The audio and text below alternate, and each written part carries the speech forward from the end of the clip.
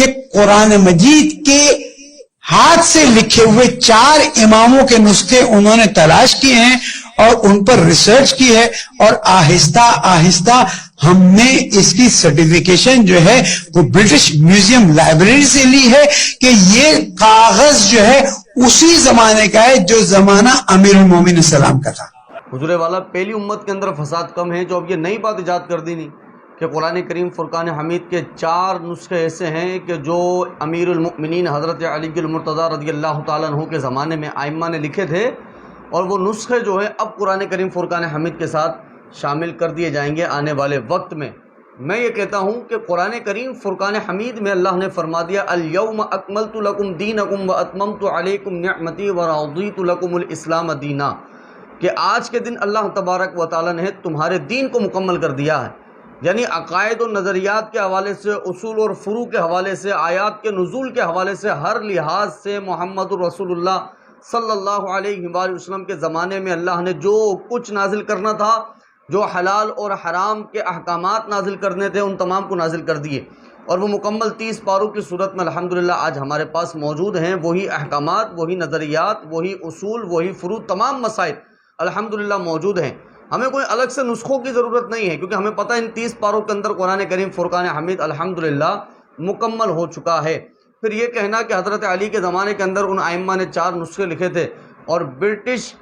Government جو ہے ان کے میوزیم لائبریری والوں نے جو ہے ان کے صفحات کی جو تصدیق کر دی ہے کہ یہ حضرت علی المرتضیٰ رضی اللہ تعالی عنہ کے زمانے کے صفحات ہیں۔ میں کہا صرف صفحات کی ان سے تصدیق کروائیں، قرآن کی آیات کی بھی انہیں سے تصدیق کروا لیں کہ حضور والا آپ ہی تصدیق کر دیں قرآن کریم فرقان حمید کی آیات مبارکہ ہیں۔ معاذ اللہ ثم معاذ اللہ، حضور والا تھوڑے سے عقل کے ناخن لیں کہ آپ اس طرح سے امت میں فساد پیدا کرنے والی حرکتیں نہ کریں۔ قرآن کریم فرقان حمید اللہ تبارک و تعالیٰ نے پہلے پارے سے لے کے آخری پارے تک جو کہ ہماری اس وقت جمع ہے، یہ مکمل قرآن کریم کا نزول ہے۔ ایک آیت بھی ایسی نہیں ہے کہ جو کسی نے چھپائی ہو اور آپ اس کو اب جا کے ایڈٹ کرنا چاہتے ہیں، اس کو قرآن میں شامل کرنا چاہتے ہیں، اور صرف یہ بات کہہ کے آپ نے ایک صحابی کی نہیں، میں بتا دیتا ہوں کتنے صحابہ کی گستاخی کی ہے۔ حضرت ابو بکر صدیق رضی اللہ تعالیٰ عنہ سب سے پہلے، پھر حضرت عمر فاروق رضی اللہ تعالیٰ عنہ، پھر حضرت عثمان غنی رضی اللہ تعالیٰ عنہ، ان تینوں خلفاء کی آپ نے جو ہے وہ توہین کی ہے، اور آپ نے جو ہے ان کی شان کے اندر گستاخی کی ہے۔ عالیجہ مجھے بیان فرمائیں، جب حضرت عمر فاروق اور حضرت ابو بکر صدیق رضی اللہ تعالیٰ عنہ نے مصحفوں کو جمع فرمایا، قرآن کے جو مصحف ہیں ان کو جمع فرمایا، تو اس وقت کیا آپ کو یہ معلوم نہ تھا کہ یہ قرآن کریم فرقان حمید کے 4 نسخہ بھی باقی ہیں کہ جو اس میں شامل ہونے ہیں؟ تو معاذ اللہ ثم معاذ اللہ، کیا ہم یہ سمجھیں کہ حضرت ابو بکر صدیق رضی اللہ تعالیٰ عنہ نے قرآن کی آیات کو چھپایا، یا قرآن کی کچھ آیات ایسی تھیں کہ جو قرآن میں شامل تھی لیکن ابو بکر صدیق نے اس کو شامل نہ کیا، یا عمر فاروق رضی اللہ تعالیٰ عنہ کو معلوم تھا، یا عمر فاروق جن کے پاس جا کے مصحف جمع کر رہے تھے انہوں نے قرآن کو چھپایا؟ کہاں سمجھیں آپ کس کس صحابی اور کس کس صحابیہ پہ حکم لگے گا اس بات کو لے کر کے 4 نسخے ابھی بھی باقی ہیں؟ اور پھر سب چھوڑیں، حضرت عثمان غنی رضی اللہ تعالیٰ عنہ جامع القرآن ہے، قرآن کے جمع کرنے والے ہیں، مختلف مصحفوں میں قرآن جمع تھا، اور حضرت عثمان غنی رضی اللہ تعالیٰ عنہ نے 3 بڑے کام کیے کہ مختلف صحیفوں کو ایک صحیفے میں جمع کر دیا ہے اور ایک صحیفہ قرآن کا بنا دیا ہے۔ دوسرا کام کیا تھا؟ اسی آپ نے نسخے کو بڑے بڑے شہروں میں بھیجا۔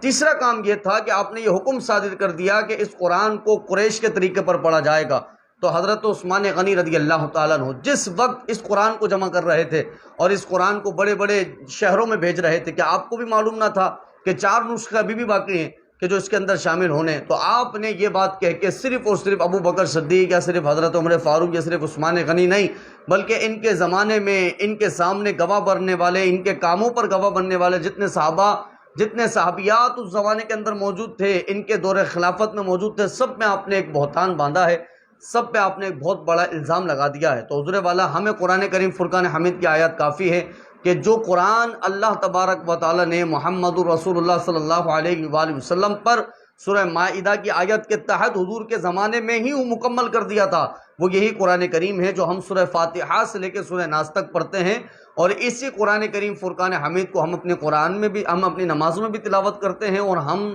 تراویحوں کے اندر بھی تلاوت کرتے ہیں۔ اب کوئی بندہ اٹھ کر اپنی طرف سے کوئی نہ کوئی نسخہ لکھ دے عربی کے اندر اور اس کو قرآن کہہ دے اور اس کو اس میں ایڈ کر دے، تو اس کے ایڈ کرنے سے، نیا ایڈیشن لانچ کرنے سے ہم اسے قرآن کا درجہ نہیں دیتے، نہ کبھی دیں گے۔ جو قرآن کریم فرقان حمید کی آیات ہیں وہ مکمل ہو چکی، جو احکامات ہیں مکمل ہو چکے،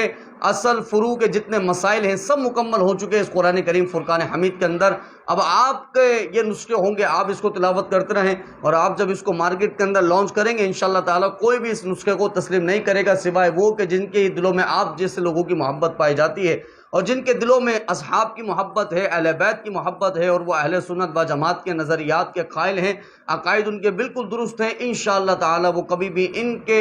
لانچ کردہ نسخوں کو کبھی بھی تسلیم نہیں کرتے۔ ان کے لیے یہی قرآن کریم فرقان حمید ہے جو کہ اللہ تبارک و تعالی نے مکمل رسول اکرم صلی اللہ علیہ وآلہ وسلم پر نازل فرما دیا، جو آج ہمارے پاس جو ہے سورہ فاتحہ سے لے کے سورہ ناس کی صورت کے اندر موجود ہے۔ تو اللہ تبارک و تعالیٰ ایسے لوگوں کو ہدایت نصیب فرمائے، اور ہم سب کو بھی ہدایت کے راستے پر قائم و دائم رہنے کی توفیق نصیب فرمائے۔